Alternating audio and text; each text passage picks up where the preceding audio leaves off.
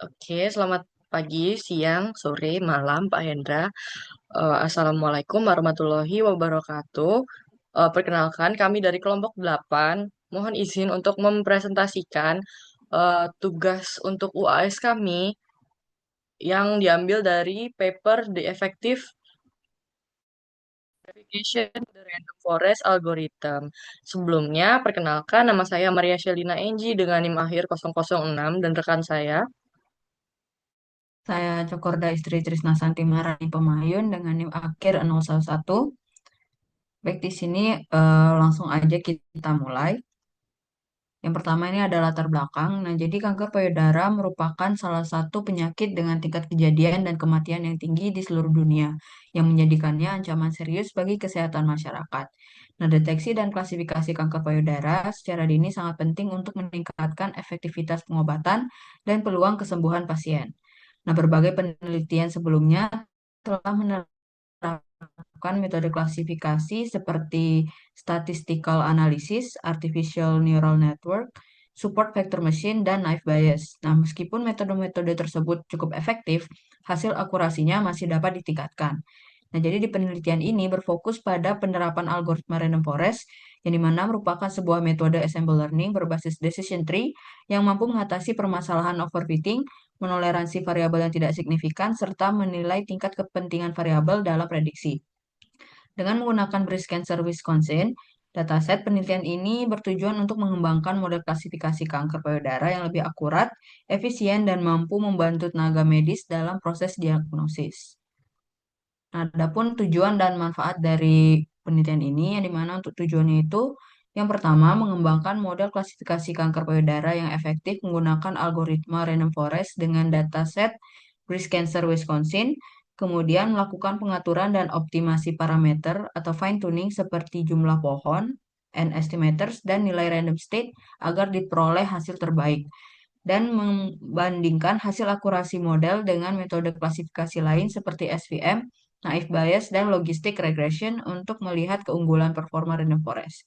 Dan untuk manfaatnya, itu yang pertama meningkatkan efektivitas deteksi dini kanker payudara dengan model klasifikasi yang lebih akurat, kemudian mengurangi tingkat kesalahan diagnosis atau misdiagnosis pada proses identifikasi tumor, memberikan dukungan bagi tenaga medis dalam proses pengambilan keputusan klinis secara cepat dan tepat, serta berkontribusi terhadap pengembangan sistem machine learning di bidang medis, khususnya pada klasifikasi penyakit. Lanjut untuk dasar teori, yang pertama itu algoritma random forest. Nah, random forest sendiri adalah algoritma ensemble learning yang menggabungkan banyak decision tree untuk menghasilkan hasil prediksi yang lebih stabil dan akurat. Langkah umum dari algoritma ini yaitu mengambil sampel acak dari data pelatihan dengan pengembalian atau bootstrapping, kemudian membangun decision tree untuk setiap sampel dengan variasi tertentu agar setiap pohon memiliki perbedaan struktur. Kemudian menggabungkan hasil prediksi dari seluruh pohon menggunakan metode voting untuk klasifikasi dan rata-rata untuk regresi. Nah, keunggulan dari algoritma ini yaitu mampu mengatasi overfitting karena menggunakan banyak pohon keputusan, kemudian dapat menilai tingkat kepentingan variabel, feature importance, kemudian efisien untuk dataset besar dan mampu menangani data tidak seimbang atau imbalance data, dan dapat digunakan baik untuk klasifikasi maupun regresi. Lalu yang kedua itu estimator parameter atau N estimators. Nah, parameter N estimators ini menunjukkan jumlah pohon keputusan atau decision trees dalam algoritma random forest.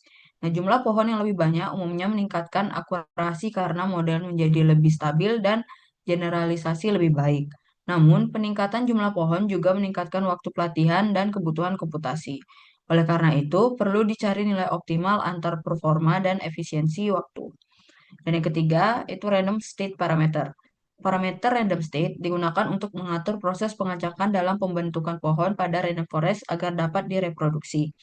Saat model dilatih, proses seperti pemilihan fitur atau pengambilan sampel data dilakukan secara acak, nah di mana dengan menetapkan nilai random state yang sama, hasil eksperimen dapat konsisten dan diulang kembali dengan hasil identik. Selanjutnya akan dijelaskan oleh teman saya. Oke, baik. Jadi, seperti yang dijelaskan sebelumnya, bahwa dataset yang kami pakai di sini adalah dataset breast cancer Wisconsin. Nah, itu kami dapatkan dari Kaggle. Nah, di sini dataset ini berisi tentang hasil ekstraksi fitur dari citra digital jaringan payudara menggunakan metode fine needle aspiration atau FNA. Nah, setiap sampel ini menggambarkan karakteristik dari inti sel dan mengklasifikasikan menjadi dua jenis tumor. Yang pertama ada malignant atau tumor ganas dan benign atau tumor jinak. Nah, di sini datasetnya itu terdiri dari 569 record dan juga 32 fitur ataupun kolom. Nah, di situ terdiri atas satu kolom ID, satu kolom label diagnosis yang malignan dan benign tadi. Selanjutnya ada 30 fitur numerik lainnya. Boleh di next.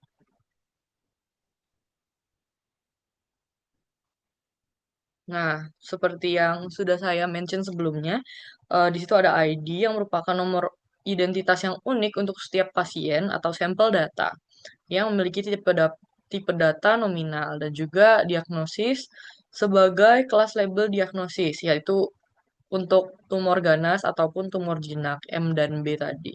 Itu juga tipe datanya nominal. Selanjutnya, untuk kategori atribut di sini itu untuk atribut-atribut lainnya atau kolom-kolom lainnya itu hanya berupa numerik yang merupakan hasil dari pengu- tiga jenis pengukuran. Yang pertama ada mean atau rata-rata, yang kedua SE atau standar error, itu yang menggambarkan tingkat ketidakpastian pengukuran. Yang selanjutnya ada worst. Itu merupakan nilai maksimum atau yang terburuk dari sebuah fitur itu. Yang menunjukkan abnormalitas yang paling parah dari sel tersebut. Boleh di next. Oke. Seperti yang sudah saya jelaskan sebelumnya, di sini untuk rata-rata sendiri, di sini ada dari radius atau jarak rata-rata dari pusat inti sel ke batas sel terluar. Nah, itu tipe datanya rasio. Ini rasio semua. Selanjutnya ada nilai keabuan piksel atau menggambarkan variasi tekstur dari permukaan inti. Selanjutnya ada perimeter atau panjang keliling rata-rata dari inti sel. Selanjutnya ada area yang merupakan luas area inti sel. Selanjutnya ada smoothness yang mengukur variasi dari radius yang semakin kecil nilainya semakin halus permukaannya. Selanjutnya ada compactness atau kepadatan bentuk inti yang dihitung dari perimeter kuadrat per area min 1,0. Selanjutnya ada concavity atau derajat kedalaman lekukan pada kontur inti sel. Selanjutnya ada concave point yang merupakan jumlah titik pada kontur inti yang bersifat cekung atau concave. Selanjutnya ada simetri yang merupakan tingkat simetri bentuk inti sel yang mana dia semakin kecil dia akan semakin simetris. Selanjutnya ada fractal dimension yang menggambarkan kompleksitas bentuk inti. Jadi semakin besar dimensi fraktalnya, dia akan semakin kompleks. Nah, di sini semuanya tipe datanya jenisnya rasio, dan juga ini kan untuk mean atau rata-rata. Untuk berikutnya boleh di next.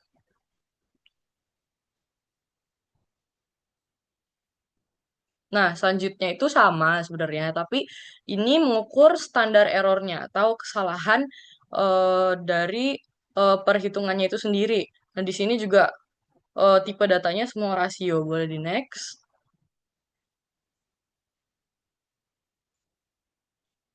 Nah, selanjutnya ada worst yang nilai maksimum atau nilai terburuk dari masing-masing atribut yang sudah dijelaskan pada yang rata-rata sebelumnya. Nah, ini tipe datanya juga rasio semua. Boleh di next. Oke, jadi metodologi penelitian yang dilakukan dalam paper ini, yang pertama ada literatur review. Nah, di mana literatur review ini kita akan mencari studi-studi lain yang mempelajari algoritma-algoritma lain, gimana sih akurasinya kalau menggunakan misal algoritma SVM ataupun algoritma logistic regression. Nah, itu hasilnya akan dibandingkan nantinya dengan algoritma random forest yang digunakan di sini.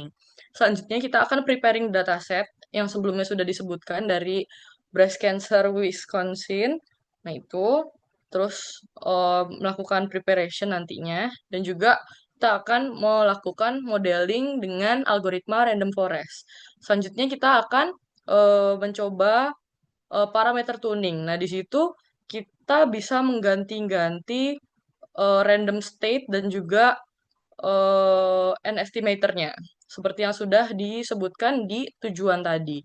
Selanjutnya kita akan mengkomparasi atau membandingkan akurasi-akurasi dari setiap parameter tuning yang dilakukan dengan berbagai macam kombinasi dari N estimator dan juga random state. Selanjutnya kita akan melakukan reporting dan conclusion, di mana kita akan eh, melihat dan menyimpulkan gimana sih hasil dari eh, uji coba yang kita lakukan dan apa sih yang menghasilkan kombinasi apa sih yang menghasilkan akurasi yang terbaik dengan algoritma random state ini. Boleh di next.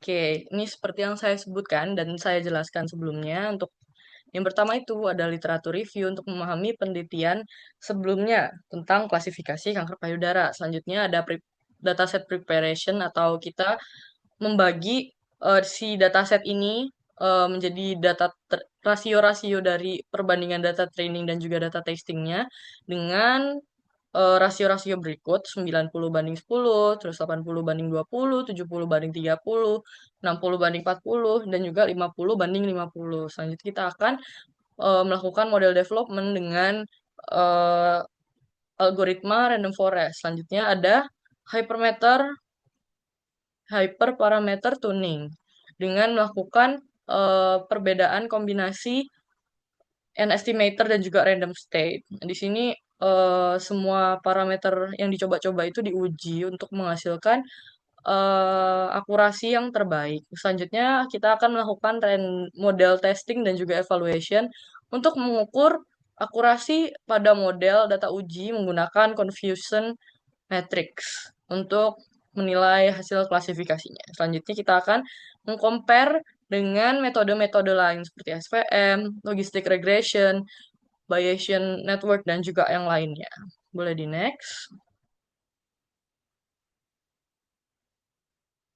Oke, sekarang kita akan membahas hasil dan pembahasan jurnal yang telah kami lakukan di sini.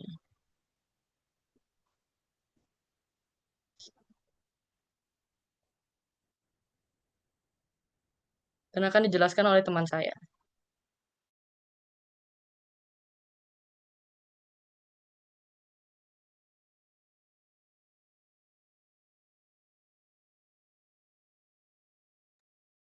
Oke, mohon maaf. Oke, selanjutnya kita akan membahas hasil dan pembahasan jurnal. Kalau misalnya kita ngikutin jurnal di sini, kita akan coba untuk mendistribusikan dataset ini dengan rasio data 90/10, 80/20, 70/30, 60/40, dan 50/50. Nah, di sini kita melakukan dengan mencoba dengan parameter awal yang sudah ditentukan di paper, yaitu N estimatornya 100 dan juga random state-nya ada 42. Nah, kelima rasio ini eh, menunjukkan hasil yang berbeda setelah kami coba sendiri pakai paper. Nah, di sini itu kalau misalnya kami menemukan akurasi terbaik itu di rasio data 70/30 dengan hasil 0,9708. Padahal di paper itu dia menunjukkan kalau di 60/40 itu dia menunjukkan hasil yang lebih baik yaitu 0,9781. Mungkin di sini ada perbedaan karena versi Scikit-learn yang mungkin berbeda. Nah, di sini dapat disimpulkan bahwa hasil terbaik di awal itu ada data distribusi dataset yang mana 70 data training dan juga 30 data testing. Boleh di next. Oke, selanjutnya setelah mencari rasio distribusi dataset terbaik tadi, eh, kita akan melakukan pengaturan random state. Nah, tadi kan ditemukan bahwa rasio terbaik itu 70/30. Nah, di sini kita akan melakukan pencarian random state yang optimal dengan N estimator yang 100. Nah, hasilnya diperoleh bahwa di sini setelah kami coba menggunakan Python ditemukan random state yang terbaik itu ada di 41, di angka 41 dengan akurasi 0,9883.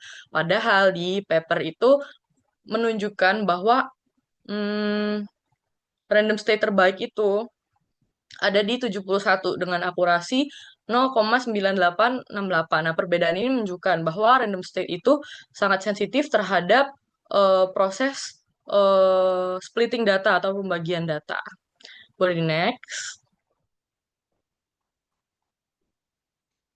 Oke, selanjutnya kita akan menguji nilai n estimatornya dengan test size 0,3 dan juga random state 41. Test size ini tadi dari rasio 70/30 dan juga random state yang ditemukan pada yang ditunjukkan pada grafik sebelumnya yaitu 41 dengan akurasi tertinggi yang diperoleh di sini ada pada jumlah pohon atau n estimator 50 dengan akurasi 0,9883404. Nah, di sini nilai tertinggi kembali itu dapat ditemukan di n estimator 170 atau 0,9883404. Nah, yang lainnya kan turun ya.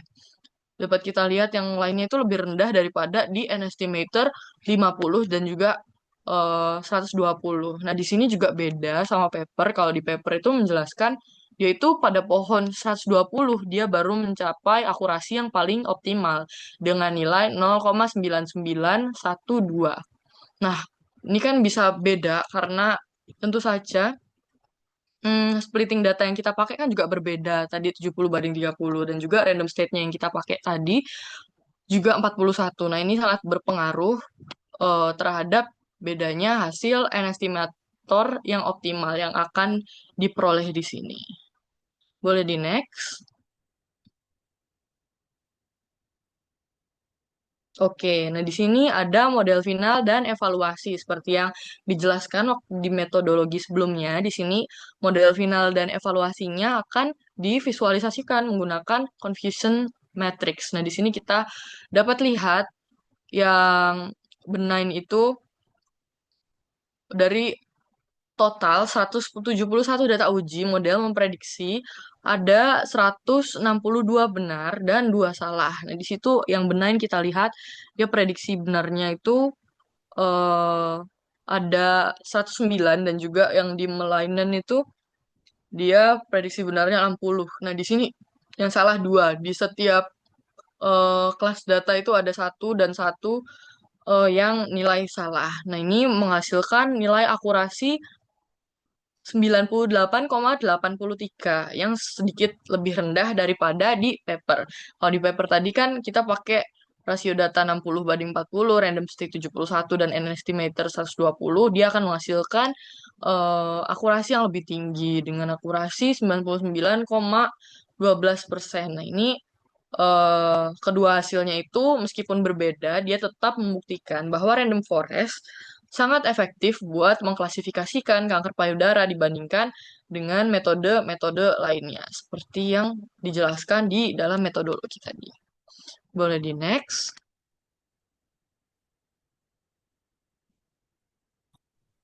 Oke, selanjutnya di sini adalah hasil uji coba yang telah kami lakukan, yang di mana di sini nanti akan terdapat 9 kombinasi dengan n estimator dan random state yang berbeda-beda. Nah, untuk uji coba kombinasi yang pertama di sini menggunakan n estimator 50 dengan random state 10, yang di mana distribusi dataset terbaiknya itu diperoleh pada 90/10 dengan test size 0,1 dan akurasi 1. Untuk random state terbaiknya itu diperoleh 6 dengan akurasi 1 dan estimator terbaiknya itu diperoleh 100 dengan akurasi 1 dan akurasi model finalnya itu 100. Lalu untuk kombinasi yang kedua di sini menggunakan n estimator 50 dengan random state 50 dan diperoleh distribusi dataset terbaiknya itu pada 90/10 dengan test size-nya 0,1 dan akurasi 0,964912. Untuk random state terbaiknya itu diperoleh 6 dengan akurasi 1, Lalu estimator terbaiknya itu 100 dengan akurasi 1 dan akurasi model finalnya itu 100%. Lanjut ke kombinasi yang ketiga. Di sini N estimatornya itu 50 dan random state 100, yang dimana distribusi data set terbaiknya diperoleh pada 50/50 dengan test size 0,5 dan akurasinya 0,957895. Untuk random state terbaik itu diperoleh pada 71 dengan akurasi 0,992982.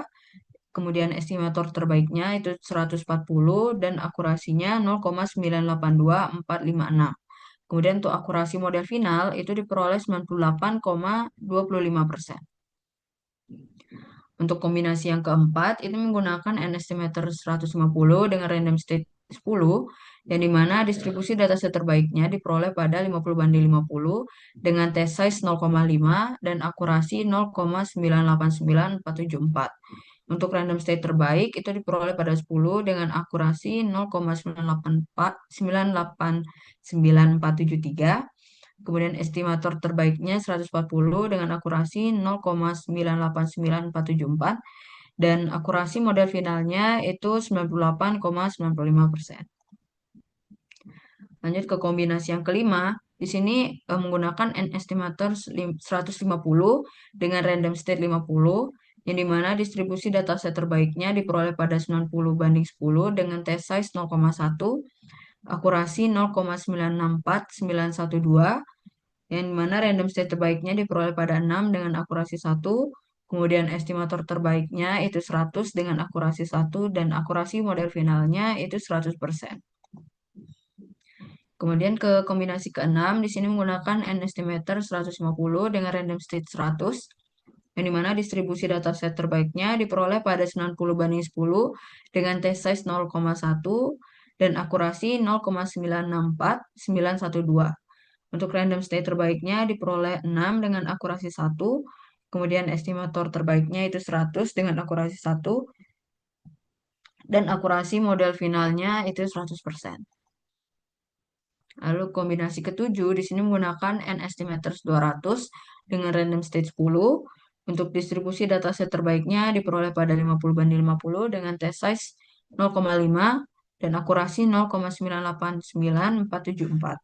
Random state terbaiknya diperoleh pada 10 dengan akurasi 0,989473.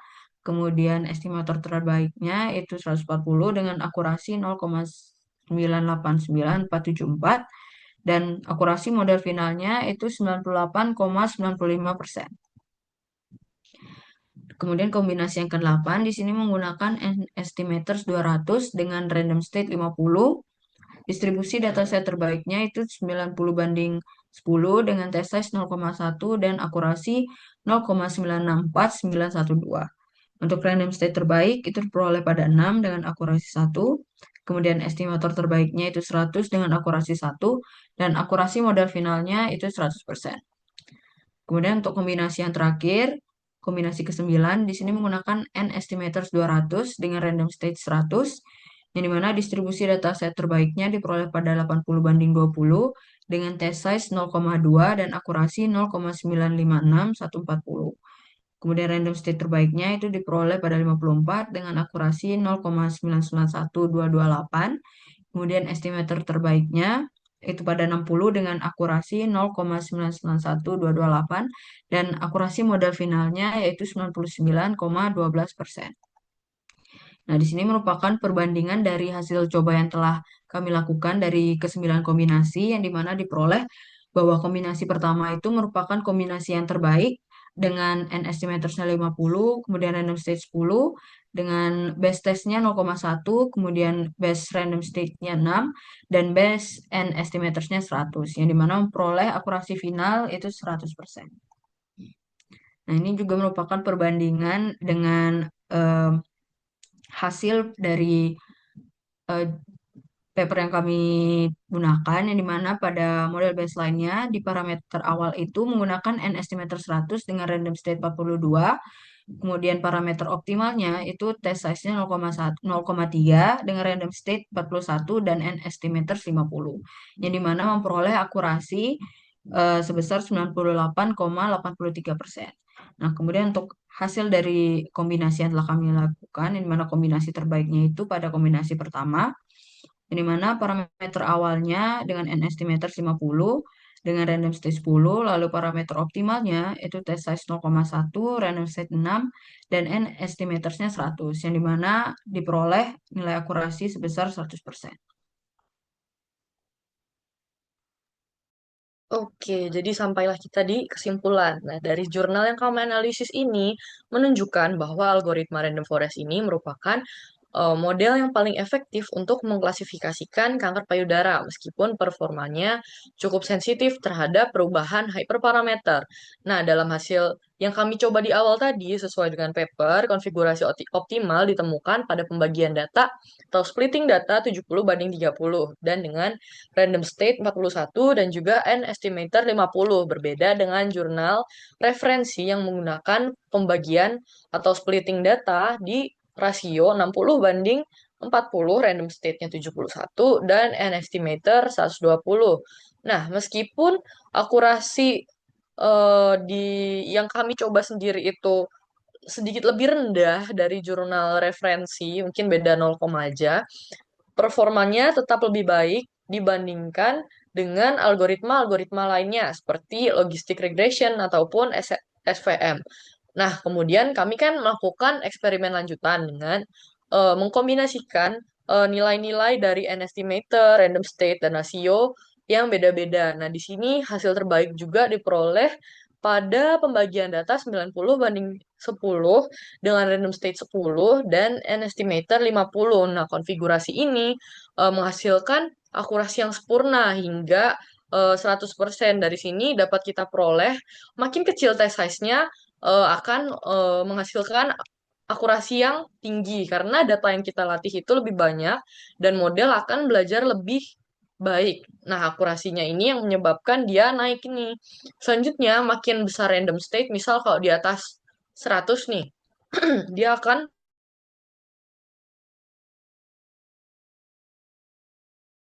jadi lebih random atau lebih acak dan bisa menghasilkan split yang kurang ideal.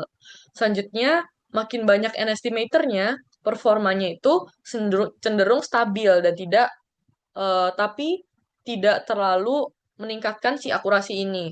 Di percobaan ini dapat kita lihat di n estimator 50 sampai 100 itu dia menghasilkan akurasi yang paling konsisten, sedangkan pada n estimator besar di atas 100 itu seperti yang saya mention sebelumnya di 150 sampai 200 tidak menjamin akurasinya lebih tinggi.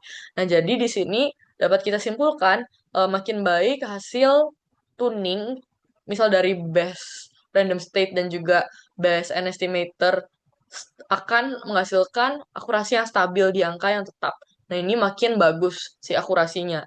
Dapat kita lihat di 50 tadi sama 50 itu dia menghasilkan akurasi terbaik hingga 100%. Jadi mungkin sekian presentasi dari kelompok kami. Mohon maaf jika ada salah kata atau perbuatan. Sekian dan terima kasih. Wassalamualaikum warahmatullahi wabarakatuh.